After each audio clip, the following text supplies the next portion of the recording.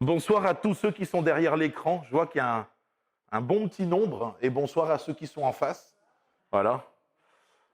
On va commencer comme tous les jeudis, une fois par mois, un jeudi par mois, une étude biblique. On va prendre plusieurs thèmes. Aujourd'hui, c'est la foi et les émotions.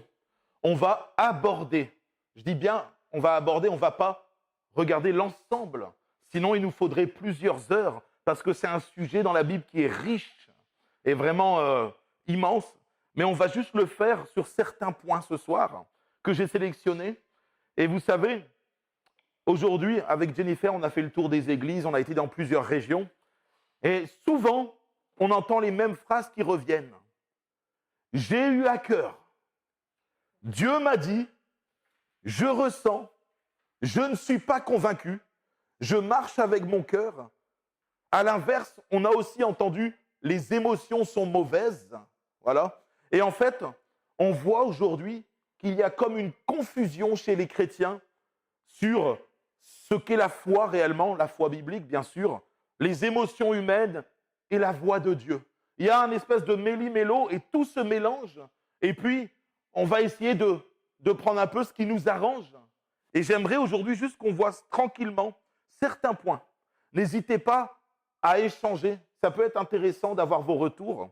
Voilà. Et la Bible nous dit que Dieu a créé les émotions. Il nous a créés avec nos émotions. Alors, ce n'est pas un péché, les émotions, c'est Dieu qui les a créées. Sinon, il n'aurait pas créé.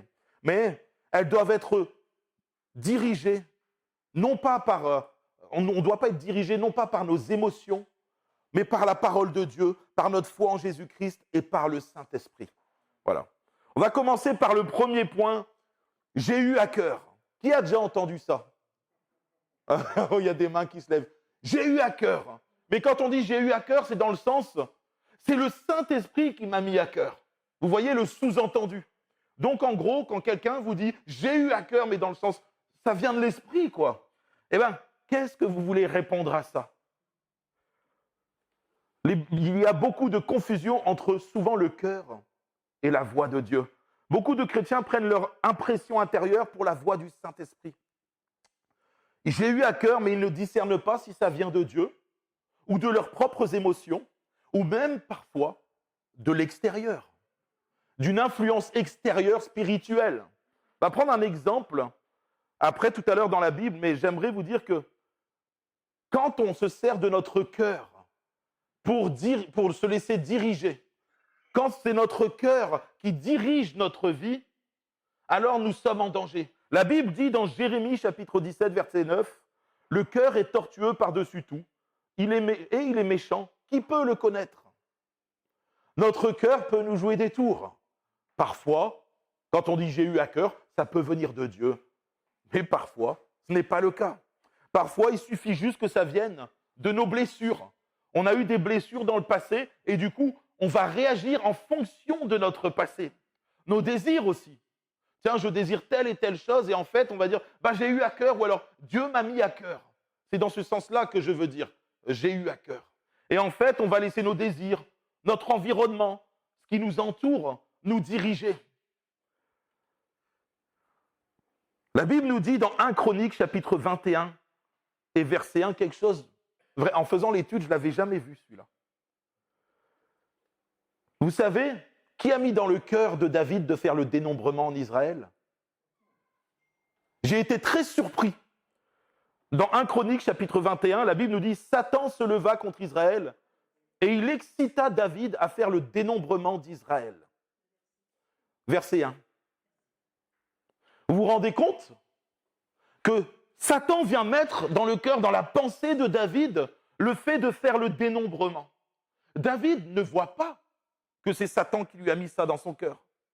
David, en fait, va prendre une décision et cette décision est mauvaise. Pourquoi? Parce que dans la loi, la Bible nous dit qu'il est interdit de faire le dénombrement en Israël. Dieu a interdit de le faire. Et pourtant, David, il va le faire. Il a eu à cœur, il a cette pensée, il va aller à fond. Et en fait, il ne sait pas que c'est Satan qui a insufflé une pensée dans son cœur. Et j'ai eu à cœur, ça peut être très dangereux de se laisser conduire par nos émotions. David n'a pas discerné, il a suivi à ce moment ce qu'il avait sur son cœur.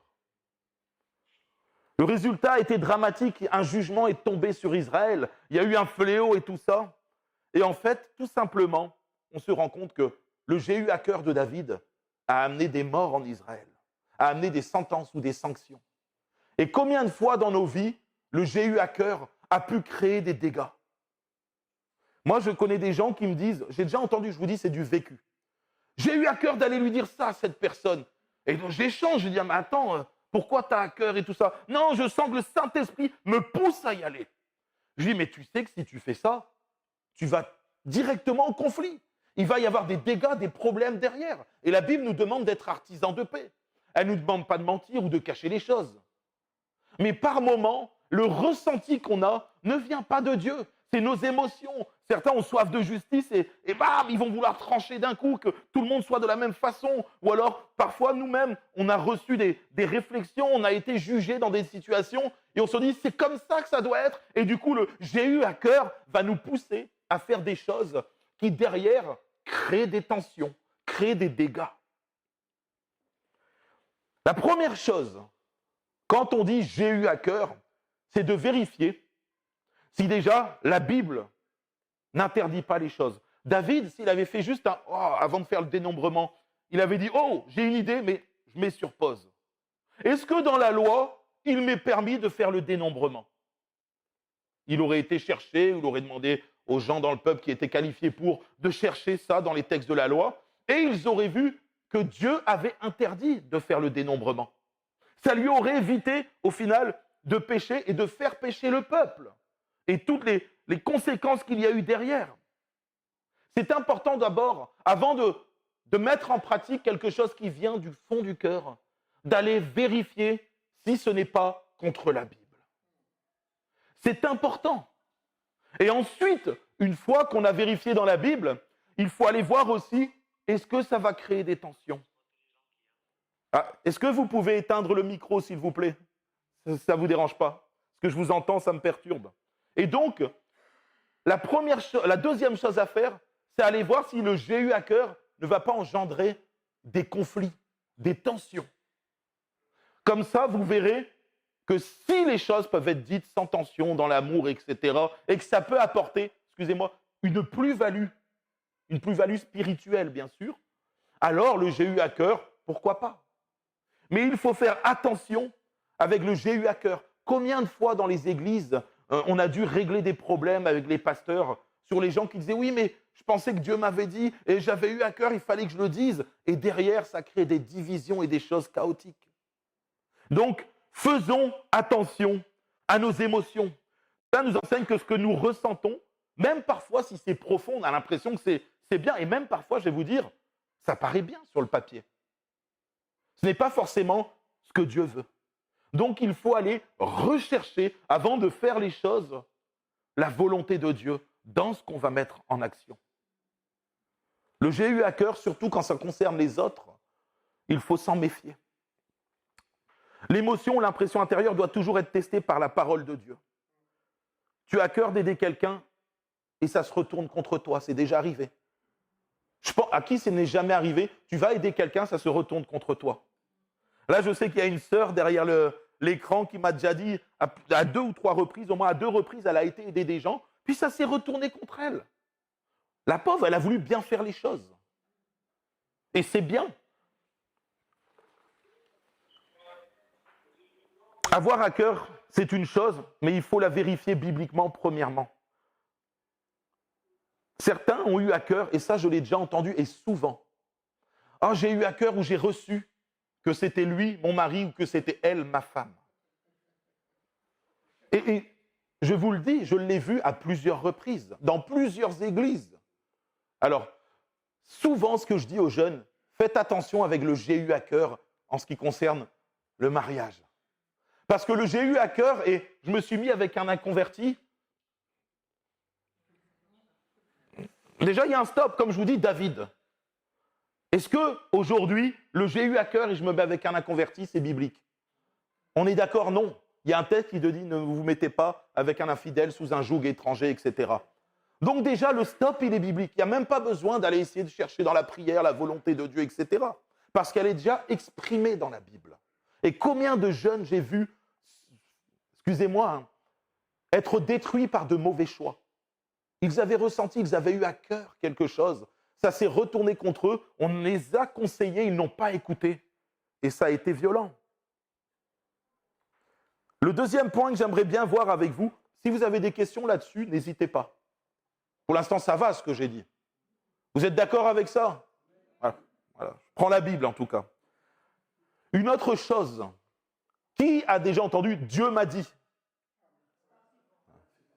Ah, c'est courant, on est d'accord là. Alors, pour ceux qui sont... Les mains se lèvent ici aussi. J'allais dire pour ceux qui sont derrière l'écran, mais je vois les mains qui se lèvent aussi. Bon, voilà.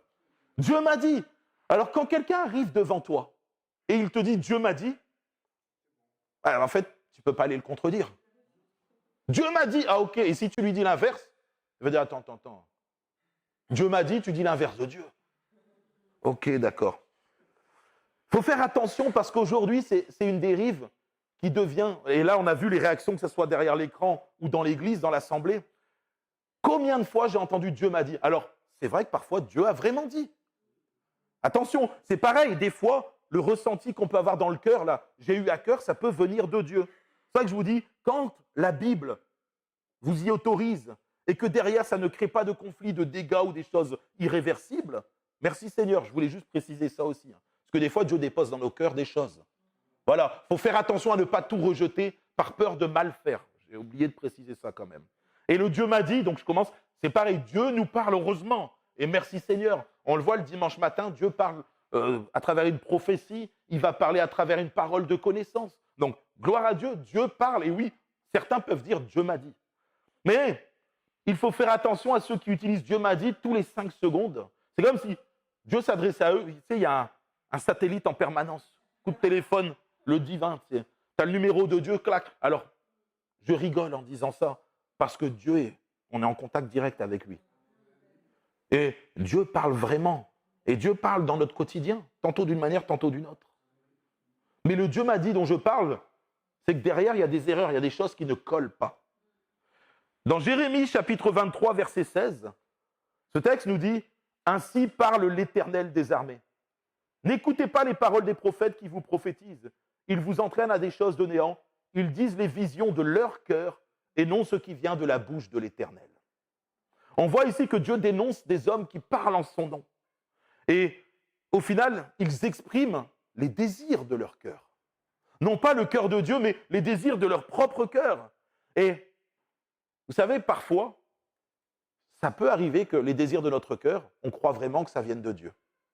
Et du coup, qu'on se mette à dire « Dieu m'a dit ». Le problème, c'est que quand on attribue à Dieu quelque chose qui n'est pas de Dieu, on commet là un péché. On rentre dans les 10 commandements, ce commandement qui dit que tu n'emploieras pas le nom de l'Éternel en vain. D'accord ? Ils annonçaient ce que les gens voulaient entendre. Leur message correspondait au désir du cœur humain. Le problème, c'est que dans Jérémie 17, donc le verset qui suit, ils disent à ceux qui me méprisent, l'Éternel a dit, vous aurez la paix, et ils disent à tous ceux qui les suivent les penchants de leur cœur. Il ne vous arrivera aucun mal, etc. Parfois, c'est ce qu'on observe aujourd'hui dans nos églises.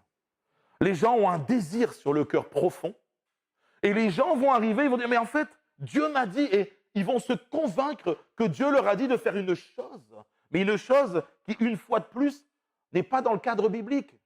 Moi, je me rappelle, il y a quelques années en arrière, on avait un jeune couple, d'accord? Et puis, ce jeune, je parle avec lui, et on échange, je dis, non, mais je sais qu'elle, c'est la femme de ma vie. Je dis, pourquoi Dieu m'a dit? Je dis, ah, oui, parce que j'ai posé des questions à Dieu, et puis l'autre, en fait, quand elle a parlé, ça correspondait exactement, donc je sais que Dieu m'a dit, et puis, pam. Le gars, il jouait du violon, si vous voulez. Et en fait, quelques mois après, pouf, le couple, il part en morceaux. Bon, c'est vrai que je suis un peu taquin, vous me connaissez. J'ai été le voir, je lui ai dit, mais Dieu t'avait pas dit? Oui. Vous comprenez ce que je veux dire? Le Dieu m'a dit est utilisé à des fins personnelles la plupart du temps. Et aujourd'hui, depuis quelques années, ça monte en crescendo. Le Dieu m'a dit, on l'entend dans toutes les bouches, dans toutes les églises. Enfin, dans toutes les bouches, non, mais dans beaucoup de bouches, et dans toutes les églises, dans toutes les régions. Alors, dans notre église, alors je vous dis honnêtement, je ne crois pas l'avoir entendu, tiens. Maintenant que j'y réfléchis, non, c'est vrai. Hein. Bon, je vais y veiller un peu plus la prochaine fois. Mais maintenant, je sais que vous ferez attention, vous n'oserez plus me dire « Dieu m'a dit ». Voilà. Mais il ne me semble pas l'avoir entendu ici, c'est bien ça. C'est un bon signe. Et voilà, et donc, le Dieu m'a dit engage notre responsabilité devant Dieu. Vous savez, Dieu parle réellement, mais quand il s'agit de choses profondes comme celle-là, il faut aller chercher sa volonté. Il faut faire attention à ne pas essayer de faire coller notre volonté à celle de Dieu. Vous savez, Dieu parle réellement. Moi, je connais des gens qui ont reçu de Dieu comment une épouse. On en parlait avec mon fils la dernière fois. Il parlait d'un couple pastoral. Et il y a un pasteur qui a reçu, et Dieu lui a vraiment dit, ça sera elle, ta femme. Et quand au début, il a été l'abordé, ça ne s'est pas fait. Elle a dit non, non. Et lui, il est resté, il a attendu plusieurs années. Et en fait, ils ont fini par être ensemble. Il a patienté, lui, parce que Dieu lui avait réellement dit. Donc ça s'est accompli. Il n'a pas forcé le bras de Dieu, il n'a pas essayé de faire coller ses émotions, il a laissé Dieu faire. Parce que quand Dieu parle, ça s'accomplit forcément. Tu n'as même pas besoin d'aller voir et dire « Dieu m'a dit », la chose va s'accomplir. D'accord ? Faites attention avec le « Dieu m'a dit ». Soyez très attentifs à ce que Dieu vous dit après. Parce que des fois, on peut ressentir des choses, entendre des choses, et en fait, qui naissent des désirs de notre cœur, ou parfois, comme on l'a vu, qui viennent de l'extérieur, une influence extérieure. Je ressens aujourd'hui, et on a de plus en plus d'églises qui se basent sur le ressenti, qui basent leur foi sur les ressentis. J'ai senti un frisson. Ah, je me sentais bien. Voilà. Et souvent, c'est vrai, et ça je vous le dis, on l'entend de plus en plus. Oh, j'ai comme une chaleur en moi. Oh, il y a une atmosphère. Oh, je sens une onction. Et on entend toutes sortes de choses. Et en fait, les gens, ils jouent de la musique à fond autour et tu rentres et tu es bercé par la musique. Et en fait, tu confonds l'ambiance musicale, l'atmosphère musicale avec la présence de Dieu. Et il y en a de plus en plus d'églises qui, du coup, vont mettre un accès sur la musique et essayer de créer une ambiance spirituelle. Mais vous savez, quand l'esprit est vraiment dans une église, il n'y a pas besoin de créer quoi que ce soit. L'atmosphère, elle est déjà là. Il n'y a pas besoin d'essayer d'aller imiter l'esprit ou de faire les choses. Quand il y a l'esprit dans une église, les choses se font simplement, authentiquement. Vous savez, c'est important de faire très attention au ressenti. Parce que certains, à cause du ressenti, quand ils ont arrêté de ressentir, ont perdu pied. Ils se sont dit, qu'est-ce qui se passe ? Je ne ressens plus Dieu. Est-ce que je suis perdu ? Alors je vais vous le dire, ça a été mon cas au début de ma conversion. Je vous le dis, au début de ma conversion, bon, je revenais de tellement loin, et puis j'avais des ressentis, des choses, et puis j'allais à l'église, et puis je me sentais bien, et puis à un moment, je ne ressentais plus là, ce genre de choses. Au point où je vais voir quelqu'un et je lui dis, mais qu'est-ce qui se passe ? Au bout de 3 ou 4 mois de conversion, je vais voir un frère qui était plus âgé que moi dans la foi et tout, en qui j'avais confiance. Je lui dis, mais Fabien, j'ai un problème. Il me regarde, ah bon ? Et il voit ma tête. J'étais décontenancé, mais j'étais presque attristé, apeuré. Je dis, je ne sens plus des choses comme je sentais au départ et tout. Qu'est-ce qui se passe ? Et lui, il a rigolé. Il a dit, tu sais, Laurie, peut-être qu'au départ, tu avais besoin de ressentir certaines choses. Il dit, parce que tu étais un asticot dans la foi. Alors, il disait, et Dieu voulait te montrer qu'il était vivant et réel, parce que toi, dans ta tête, tu en avais besoin. Il dit, Laurie, est-ce que tu crois toujours en Dieu ? Je dis, ben oui. Est-ce que tu crois qu'il existe toujours ? Ben oui, si j'y crois, c'est qu'il existe. Il dit, mais est-ce que tu crois qu'il est ton sauveur, ton Seigneur ? Et puis, oui, il dit, il y a quelque chose qui a changé en toi. Je dis, ben non, je suis toujours pareil. C'est pour ça. Il dit, Laurie, c'est juste que tu es en train de grandir dans ta foi. Il m'a dit, ta foi ne doit pas te baser sur des émotions. La foi vient de ce que l'on entend, et ce que l'on entend vient de la parole de Christ. Ça ne vient pas du ressenti. Ça ne vient pas des frissons, de la chaleur qu'on peut avoir. Je sais que Dieu est vivant et il vit en moi. Est-ce que vous le croyez ? Parce que le ressenti peut être un piège. Vous savez, il y en a un qu'on appelle l'imitateur. Et il peut imiter les ambiances, les atmosphères et tout ce qui va avec. Moi, je sais que Dieu est vivant et qu'il vit en moi. Je sais qu'il est mon roi, mon Seigneur et mon Sauveur. Et je ne veux pas me baser sur les ressentis. Parce que ça peut être un piège. Moi, j'ai vu que si je n'avais pas eu ce frère au départ, qui m'avait bien cadré, bien enseigné derrière, peut-être que je me serais laissé déstabiliser et je me serais écroulé. Faites attention à ce que vous ressentez, ces émotions-là. Dans la Bible, il y a un texte que j'aime bien qui dit « Car nous marchons par la foi et non par la vue ». Ce que nous voyons ou nous ressentons, par exemple. Moi, j'ai foi en Jésus-Christ. Voilà, je sais qu'il m'a sauvé, je sais qu'il est mort sur la croix et ressuscité, et je sais qu'ici, il règne en maître dans cette église. On n'a pas besoin d'émotions, de ressenti. Il est vivant et c'est son église ici. Dans 1 Roi, chapitre 19, versets 11 à 12, l'Éternel dit « Sors et tiens-toi dans la montagne devant l'Éternel. » Et voici l'Éternel passa. Et devant l'Éternel, il y eut un vent fort et violent qui déchirait les montagnes et brisait les rochers. L'Éternel n'était pas dans le vent. Et après le vent, ce fut un tremblement de terre. L'Éternel n'était pas dans le tremblement de terre. Et après le tremblement de terre, un feu. L'Éternel n'était pas dans le feu. Et après le feu, un murmure doux et léger. Vous voyez, souvent, nous, c'est l'être humain, c'est notre nature. On pense qu'il faut voir la gloire de Dieu de façon extraordinaire, que le feu descende du ciel, qu'il y ait des signes, des prodiges et des miracles. Et là, dans ce texte, Dieu se révèle de façon douce. Pas besoin de tape à l'œil, pas besoin de ressentir. Ça ne veut pas dire que Dieu ne se trouve pas dans les ressentis non plus. Je veux rééquilibrer aussi cet aspect-là. Parfois, on ressent la présence de Dieu de façon particulière. Ça vous arrive, des fois, le dimanche, on sent l'esprit qui tombe sur l'église d'une façon particulière. Et ce n'est pas une émotion, ce n'est pas parce que parfois, il n'y a pas de musique, il n'y a rien. On est en train de prier et on sent la présence de Dieu qui tombe sur l'église. D'accord ? Le ressenti peut être de Dieu. Mais il ne faut pas que ça devienne le seul moyen de dire « Dieu est présent ». Parce que moi, j'ai déjà entendu des gens qui parlaient, par exemple, d'un pasteur ou de quelqu'un en disant « Ah, il n'y a pas d'onction. On ne sent pas quelque chose. » Et c'est comme si on devait ressentir et frissonner quand quelqu'un prêche. La Bible ne nous parle pas de ça. La Bible nous dit que la parole de Dieu doit produire quelque chose dans les cœurs. Et que c'est le Saint-Esprit qui vient et qui fait quelque chose de particulier. Alors oui, certains ont reçu quelque chose de particulier dans le ministère. Ça, je ne dis pas le contraire. Et je ne veux pas... Ça existe. Il y a des différences de ministère, il n'y a pas de souci. Mais ce n'est pas parce que quand tu rentres dans une église, il y a de la musique, tu vibres et tout ça, là il y a l'esprit. Et quand tu rentres dans une église qui est plus douce dans sa façon de pratiquer sa foi, qu'il n'y a pas l'onction. Et aujourd'hui, on essaye de faire un comparatif entre là où ça bouge et là où c'est plus calme. Et on a l'impression qu'il faut que ça bouge pour qu'il y ait l'onction, pour qu'il y ait l'esprit, pour que Dieu soit présent. Mais ce n'est pas le cas. Dans la Bible, ce n'est pas mentionné, il faut que ça soit comme ci et comme ça pour que l'Esprit soit là. Non. Il faut des gens remplis de foi, remplis d'Esprit Saint simplement, et qui font la volonté de Dieu. Moi, je me rappelle de l'homme qui m'a le plus impressionné au niveau spirituel. Si vous le voyez, vous vous disiez, mais il n'y a pas d'émotion.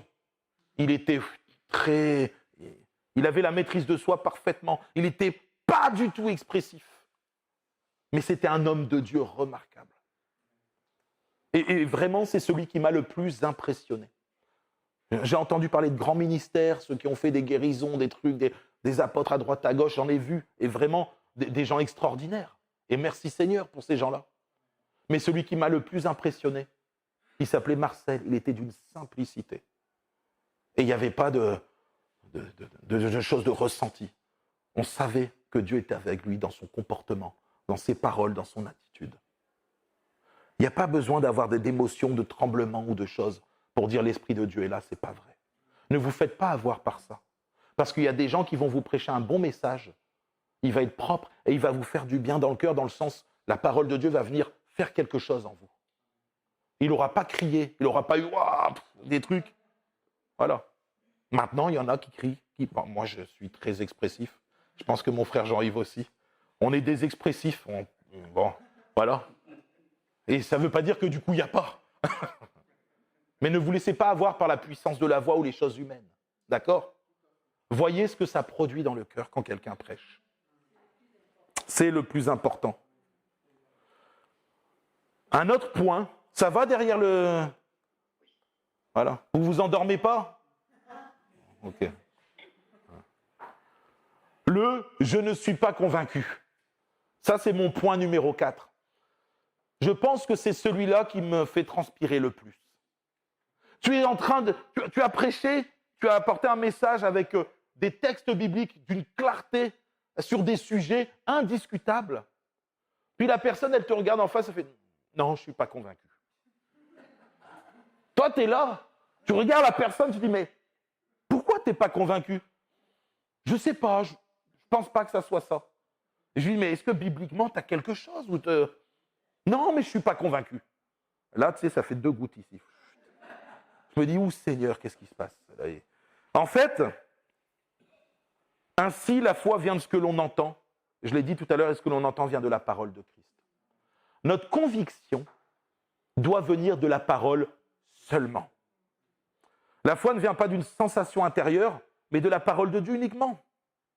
Vous savez, dans la Bible, on a vu, je parle par exemple du peuple d'Israël, ils ont vu la puissance de Dieu à l'œuvre. D'accord?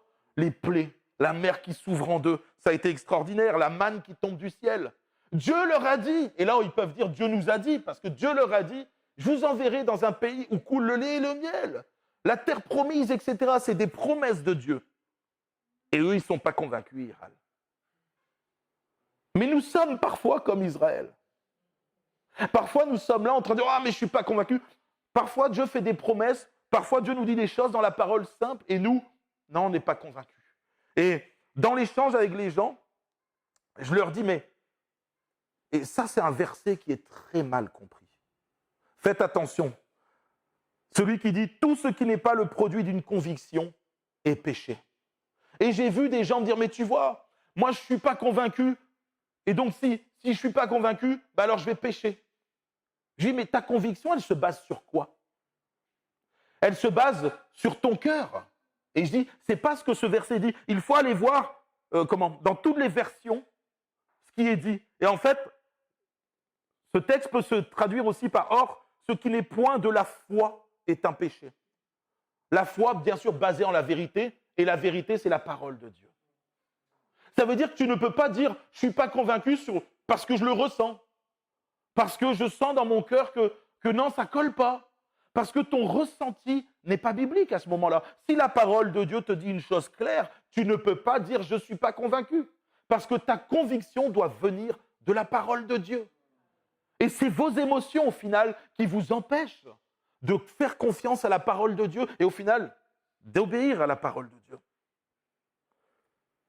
La foi, elle est basée sur la parole de Dieu.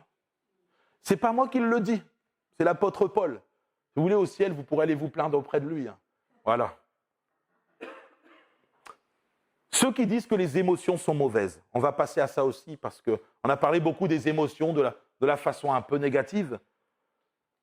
Il y a ceux qui disent que les émotions sont mauvaises et face aux excès émotionnels qu'on peut voir ces dernières années dans les églises, c'est vrai que j'ai déjà vu les gens qui tremblent comme ça et ils se mettent à rigoler. Et ils rigolent de façon... Et après, quelqu'un le touche, et ils vont se toucher, ils vont se mettre à rire, et dire « Ah, c'est le rire de l'esprit » et tout ça. À cause de ce genre de dérive, et je dis bien c'est une dérive, je veux être clair avec vous, à cause de ce genre de dérive, il y en a qui vont à l'opposé, et qui s'empêchent toute émotion. Et c'est grave parce que Dieu est le créateur des émotions. Il a créé l'être humain avec des émotions. Il y a des textes qui disent « Réjouissez-vous avec ceux qui se réjouissent, pleurez avec ceux qui pleurent ». Ce n'est pas un péché de se réjouir. Vous savez, dans des églises, il y a des gens, alors je le vois, ils ont envie de lever les bras et de louer le Seigneur, mais ils ont peur parce qu'aujourd'hui, parfois, c'est mal vu d'avoir des émotions, de les exprimer. Moi, je ne suis pas d'accord avec ça. Il y en a qui sont très expressifs. Je me rappelle un jour, c'était dans une église, je ne vais pas dire laquelle, et c'est le pasteur, on discutait sur les offrandes, la dîme. Alors vous savez, bon, on va rigoler un petit peu, voilà. Enfin moi ça me fait rire. C'est le pasteur qui me disait, c'était d'une autre église. Et quand il voyait comment il fallait se lever pour aller mettre les offrandes dans la corbeille devant, genre il le mettait sur une table, les gens ils se levaient. Et il me disait, je voyais les Français. Et c'est un Français le pasteur. Hein. Il posait l'offrande comme ça. Et puis il disait, on avait l'impression que ça les dérangeait de mettre l'offrande. Et il disait, derrière, il voyait les Africains qui arrivaient en dansant comme ça avec l'offrande. Ouh! Et puis à un moment, ça s'est frité dans l'église. Voilà, parce que, on va dire, la communauté française est bretonne. Parce que c'est vrai qu'en Bretagne, souvent, on est... ouais, carré, voilà, le mot carré.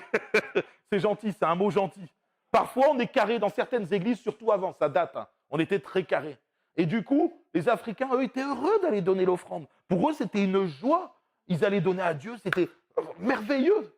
Et ça a commencé à chahuter. Et le pasteur leur a dit, mais vous savez, ces frères-là, ils ont la joie d'aller donner au Seigneur, d'aller rendre au Seigneur. Il dit, je ne peux pas les empêcher de donner avec joie, c'est leur expression, ils sont comme ça. Vous comprenez ce que je veux dire? À part si c'est... Alléluia. À part si c'est un péché, ok. Mais exprimer sa joie, exprimer ses émotions, son débordement de bonheur, ce n'est pas un péché. Il faut, alors c'est sûr que si ça dérange après, voilà, faut faire attention. Si les personnes ils se mettent à faire du hip-hop en plein milieu, leurs jambes sont en l'air, parce qu'un jour j'ai vu aussi un gars, il a fait une roulade par terre pendant le culte. Vous l'avez vu celle-là? Je me suis dit, bon là c'est un peu abusé quand même. Alors là c'était le summum de l'expression en Afrique. Bon, le gars, le frère était bouillant, voilà. Bon, là je peux comprendre que ça dérange un petit peu. Mais voilà ce que je veux dire, tant que c'est fait dans la simplicité, dans la joie, moi je pense que Dieu aime les émotions, il nous a créés avec. Et surtout quand c'est des émotions de joie en son honneur, pour sa gloire. Voilà. Vous savez, il y en a un dans la Bible qui a dansé de joie. Vous connaissez cette histoire? David, alléluia. David, c'était un bon gars quand même. Enfin, il y a une période où il a pagaillé un peu, voilà. Mais mis à part cette période, la Bible dit que c'est l'homme selon le cœur de Dieu. Et David, il y a l'arche de l'alliance, etc. Et il va arriver au temple. Et, il y a une joie chez lui, il se met à danser. Alors, je ne sais pas comment il a dansé. Peut-être qu'il a dansé comme le frère, il a fait une roulade. On sait jamais. Mais la Bible nous dit qu'il était dans la joie. Et Michal, sa femme, enfin l'une de ses femmes, ça aussi c'est un problème. On l'abordera une autre fois, ce sujet-là. Mais voilà, Michal, elle vient, et du coup, elle lui dit, tu t'es donné en spectacle. David, il dit, mais c'est le débordement de ma joie, c'était pour le Seigneur. Elle lui dit, non, tu l'as fait devant des gens, tu as été lamentable. David, il dit, mais que je sois encore plus lamentable, si c'est pour le Seigneur. Que je sois rendu plus vil encore, pour être dans la joie du Seigneur. Et en fait, ce qui se passe, c'est qu'à ce moment-là, il nous est précisé qu'à la fin, Michal n'eut aucun enfant jusqu'à la fin de ses jours, jusqu'à sa mort. C'est comme si le fait de bloquer ses émotions avait créé en elle une sorte de stérilité. Il n'est pas mentionné qu'elle est devenue stérile à cause de ça, mais dans les versets qui ont suivi, ils ont dit « mais elle n'eut jamais d'enfant jusqu'à sa mort ». C'est surprenant. C'est comme si bloquer les émotions allait parfois bloquer aussi les bénédictions de Dieu. C'est pour ça que je vous dis, il y a un équilibre à avoir entre le débordement d'émotions où ça devient n'importe quoi, et de l'autre côté, on bloque tout parce qu'on a peur que ça parte dans tous les sens. Vous savez, alors je ne sais pas, est-ce que vous trouvez que je suis expressif? Oui, il y a un oui là. Oui, est-ce que je suis expressif? Ça va. Je ne suis pas non plus... Non, c'est vrai que je rigole facilement, je dis les choses. Bon, oui. Mais je pense que je ne suis pas à l'excès non plus. Voilà, je suis équilibré. Je sais rigoler quand il faut rigoler, je sais pleurer quand il faut pleurer. Voilà, même des fois, je pleure quand il ne faut pas pleurer. Ça, c'est des choses qui arrivent. Mais ce que je veux dire, c'est que je fais attention. Je ne suis jamais dans l'excès et je veille à ça. Et dans notre Église, nous veillons à ce genre de choses. Mais voilà, je pense que ceux qui refusent, et je l'ai vu, je connais des églises, qui ont bloqué les émotions et du coup qui ont bloqué, d'une certaine façon, ce que le Saint-Esprit voulait faire. Par peur de dérive, on a bloqué le Saint-Esprit. Jusqu'au point où on ne fait plus rien, etc. je pense qu'il faut faire très attention à ne pas aller dans l'excès inverse. On met en garde contre les émotions, parce que des fois, elles nous font dériver au niveau de la foi, mais ne pas avoir d'émotions, c'est aussi passer à côté de beaucoup de choses. Et c'est pour ça qu'il y a un juste milieu. Ce que la Bible ne veut pas, c'est que les émotions nous submergent. Il y a des moments où les émotions prennent complètement le dessus et dirigent nos actions. On va prendre un texte qui se trouve dans Genèse au chapitre 4, à partir du verset 6 et 7. Une histoire très connue, Caïn et Abel. Voilà. Et l'Éternel dit à Caïn, « Pourquoi es-tu irrité?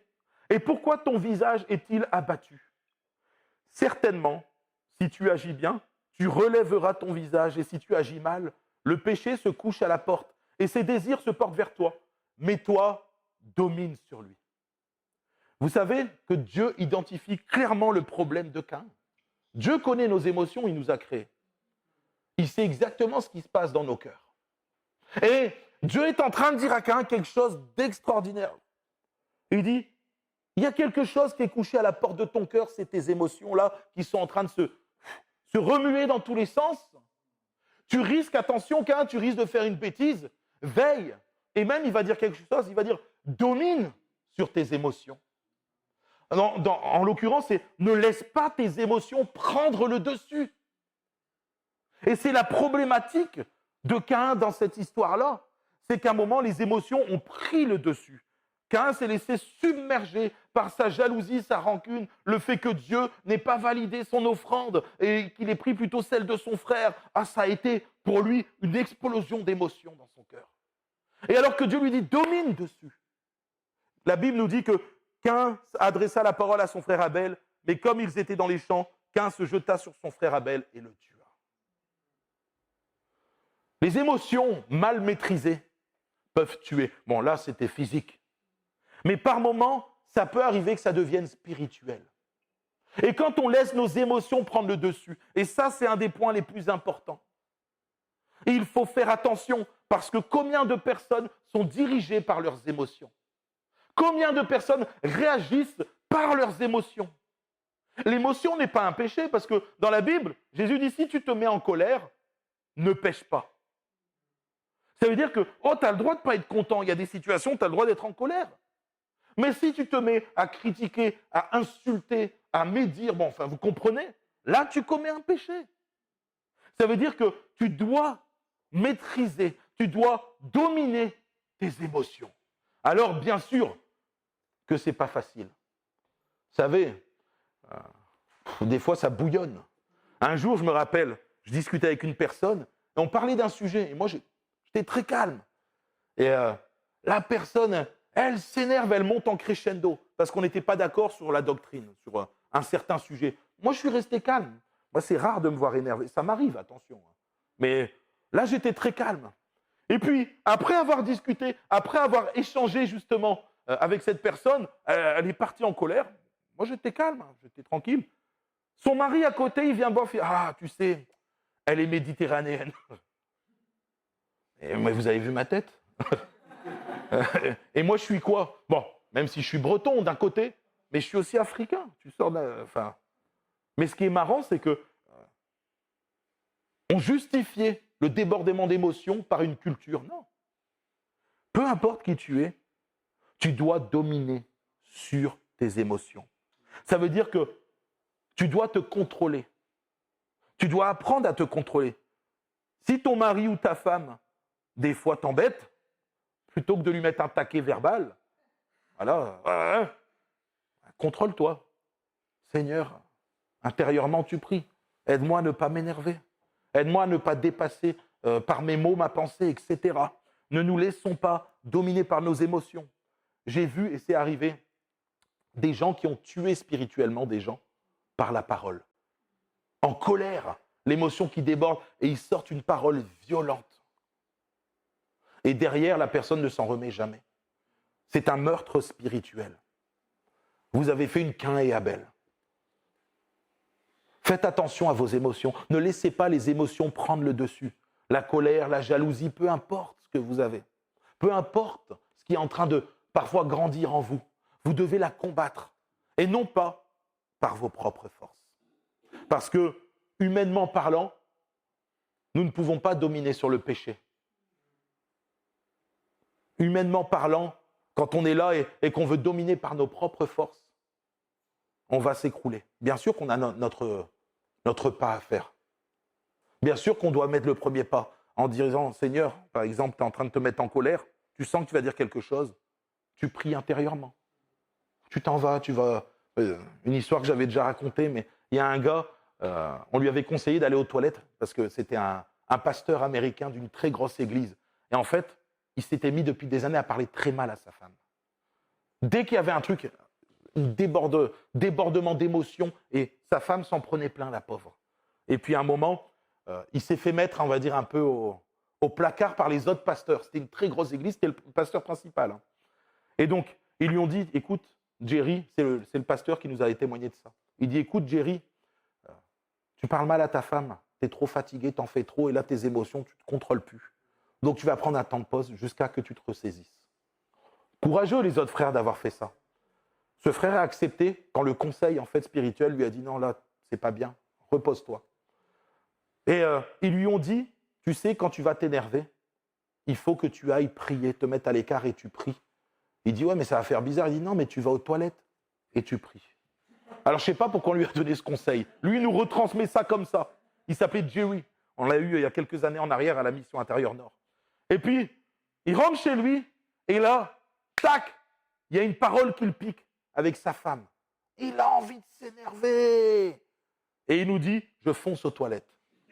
Hop, il va aux toilettes, il prie, Seigneur, aide-moi, s'il te plaît, je ne veux pas m'énerver. C'est ma femme, je l'aime. Hop, il ressort tout tranquille. Et tu sais, comme s'il a relâché la pression. Sauf que sa femme, elle reprend la discussion là où ça s'était arrêté. Il dit, attends 2 secondes, je retourne aux toilettes.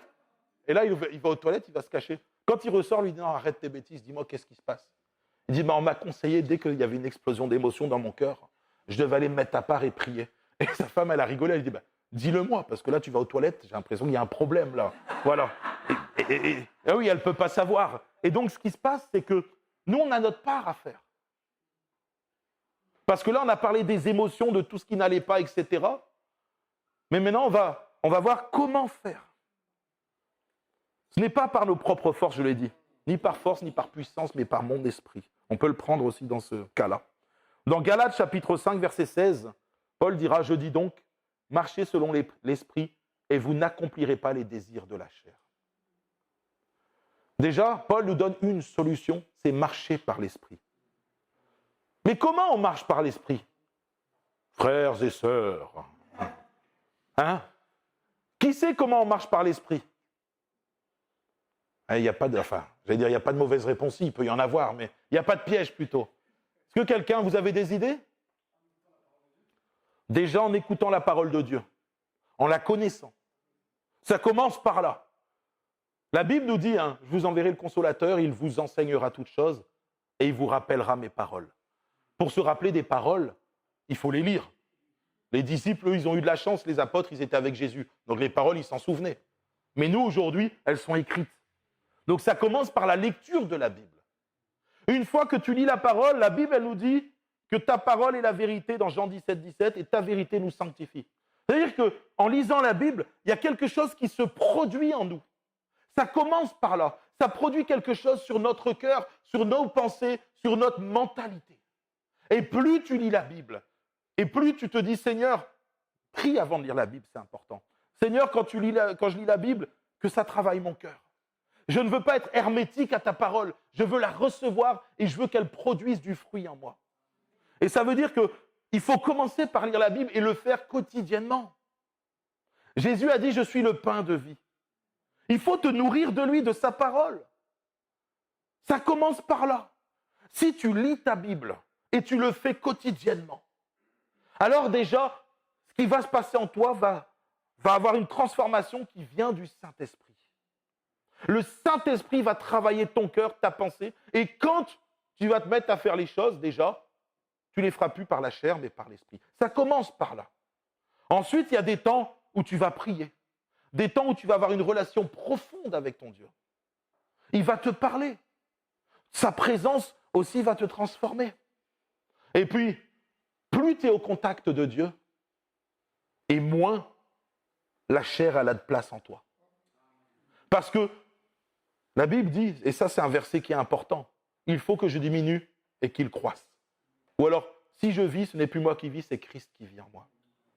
Tu dois refléter Christ, son caractère, et pour ça, tu as besoin de la parole, tu as besoin du Saint-Esprit, tu as besoin d'une communion parfaite avec Dieu. Si tu ne fais pas ces choses-là, tu seras charnel, tu marcheras par les émotions, par la chair. Et c'est normal. Plus tu laisses Dieu agir en toi, plus tu recherches les choses du royaume de Dieu, et plus Dieu grandit en toi. C'est une question de bon sens et de logique. Vous savez, alors je ne vous ai pas livré les 17 clés. Souvent, on aime bien faire des clés sur les clés de la réussite, de la marche et tout ça. Moi, c'est la Bible, elle est simple. Elle dit, lis la Bible, prie, et recherche Dieu de tout ton cœur. Et il se laissera trouver, il te travaillera, il te façonnera à l'image de Christ. Ça vous paraît normal ce que je suis en train de vous dire? Oui, il y a des oui. Parce que c'est la réalité. Ensuite, une fois que Jésus agira en toi pleinement, là on rentre dans Galates 5, 22. Le fruit de l'esprit, c'est l'amour, la joie, la paix, la patience, la bonté, la bénignité, la fidélité, la douceur et la tempérance. Dans certaines versions, c'est la maîtrise de soi. Si tu veux marcher par l'esprit et ne pas laisser tes réactions, tes émotions prendre le dessus, tu dois pratiquer le fruit de l'esprit, mais pas par toi-même, c'est par le Saint-Esprit. Ça veut dire que sans relation avec Dieu, sans une relation profonde, sans une relation intime, où tu dis au Seigneur, je te livre tout mon cœur, mes pensées. Seigneur, même ce que je ne désire pas, parce que des fois, vous savez, on a un conflit intérieur. Même en marchant par l'esprit, parfois la chair, elle est là, elle essaye de résister. Et c'est normal. Mais tu as besoin de demander au Seigneur de venir briser les choses en toi que tu ne veux pas lâcher. Si tu veux marcher par l'esprit et que le fruit de l'esprit soit abondant en toi, tu dois demander au Seigneur toute sa grâce pour que la chair, elle disparaisse. Crucifiée avec Christ. Alors, cette étude nous montre qu'il y a un équilibre à avoir au niveau des émotions. L'esprit du prophète est soumis à qui? Au prophète. Ça veut dire que tu peux te contrôler, tu dois te contrôler. Et le Saint-Esprit t'aide à le faire. Elle nous montre qu'il y a un équilibre. Tu ne peux pas être déraisonnable dans tes émotions et laisser tes émotions diriger ta vie. Parce que sinon, il y aura des dégâts. Et je vous dis, avec Jennifer, on a fait plusieurs églises et on a vu ce que ça donnait quand c'est les émotions qui dirigent notre vie. D'accord? C'est le chaos. C'est des erreurs sur erreurs, des tensions sur tensions, etc. Et ça fait toujours des dégâts. Toujours. Quelqu'un qui marche par la chair, au final, c'est quelqu'un de charnel, un chrétien charnel, la Bible en parle, c'est un chrétien qui fera des dégâts. Le chrétien spirituel, il peut se louper. Qui est parfait ici? Voilà. Maggie n'est pas là, donc je ne peux pas la citer. Voilà. Parce qu'elle a 101 ans, on la respecte. Mais je dis ça en rigolant. Personne n'est parfait. On peut tous des fois se louper. Moi, ça m'arrive de me louper, je vous le dis. Voilà. Bah, tu te repens. Tu demandes pardon si tu as fait du mal. Et puis tu reprends la marche. Tomber, c'est pas grave. C'est ne pas se relever qui est grave. Voilà. Les émotions ne sont pas mauvaises en elles-mêmes. Elles sont même voulues par Dieu. Elles sont bonnes quand elles sont contrôlées et dirigées par le Saint-Esprit. C'est important de se laisser diriger par Dieu dans nos émotions. Elles doivent être soumises également à la vérité de Dieu. Le Dieu m'a dit, si c'est à l'inverse de la Bible, ça ne marche pas. J'ai ressenti, si ce n'est pas dans la volonté de Dieu, ça ne marche pas. Vous savez, moi, il y a un sujet aujourd'hui, il y a une personne que je connais qui a dit, Dieu m'a dit, et c'était un truc qui était clairement interdit dans la Bible. Et cette personne-là, c'est une femme, elle est partie à fond dans ce domaine-là, alors que la Bible l'interdit. Ça ne peut pas coller. Ça a créé des dégâts et jusqu'à aujourd'hui, ça crée des dégâts autour d'elle. La foi biblique ne se repose pas sur le « je ressens », sur ce que je pense ou sur ce que je veux. mais elle se base seulement sur la parole de Dieu. Dans Proverbes chapitre 4, verset 23, la Bible dit « Garde ton cœur plus que toute autre chose, car de lui viennent les sources de la vie. » Le cœur doit être gardé, il doit être filtré, il doit être aligné au cœur de Dieu. Un chrétien mature n'est pas quelqu'un qui n'a plus d'émotions. Ça, c'est important. Parce qu'il y en a, ils ont enlevé les émotions et ça pique. C'est même violent des fois. Voilà, non, fais pas ci, non, lève pas les mains, applaudis pas. Il y a des gens qui se font malmener pour des réactions. Non, il faut faire attention. Chrétien mature, ce n'est pas quelqu'un qui n'a plus d'émotions, mais c'est quelqu'un dont les émotions sont disciplinées par la parole et conduites par l'Esprit de Dieu. La Bible est remplie d'hommes et de femmes qui ont eu plein d'émotions, parce que Dieu nous a créés ainsi, et même Jésus pleura. Si Jésus pleura, je pense que nous aussi on peut pleurer. Mais il ne faut pas que nos pleurs nous amènent dans la dépression. C'est-à-dire que là, les pleurs, les émotions auront pris le dessus. Il ne faut pas que la colère nous amène jusqu'au meurtre, parce que là, les émotions auraient pris le dessus. Et vous comprenez ce que je veux dire ? Jésus a angoissé. Vous savez qu'il a angoissé, Jésus ? Vous savez à quel moment ? Dans le jardin, j'ai entendu. Il y en a qui connaissent bien la Bible, là, c'est bien.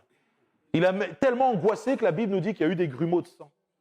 Impressionnant, hein ? Et Jésus voulait que cette coupe s'éloigne de lui. À 3 reprises, il a dit, si seulement cette coupe pouvait s'éloigner de moi. Mais non pas ma volonté, mais la tienne. Il ne faut pas que vos émotions, que l'angoisse prenne le dessus et vous empêche de faire la volonté de Dieu. L'amour parfait bannit la crainte. Une fois de plus, c'est qui l'amour parfait ? Oui. Laissons-nous envahir par son amour, par sa parole, par son Esprit Saint qui sera toujours en conformité avec sa parole. Et nous pratiquerons non pas nos propres œuvres, mais celles que Dieu veut. Est-ce que vous avez des questions sur le sujet ? Des choses qui vous ont paru un peu... Non ? Est-ce que c'était clair ? Oui. Oui. Mais est-ce que vous êtes d'accord avec ? Parce que clair, c'est une chose. Ça va ? Oui ? Que le Seigneur vous bénisse et vous raccompagne. Et gardez toujours l'objectif en tête de faire la volonté de Dieu qui se trouve dans la parole de Dieu uniquement.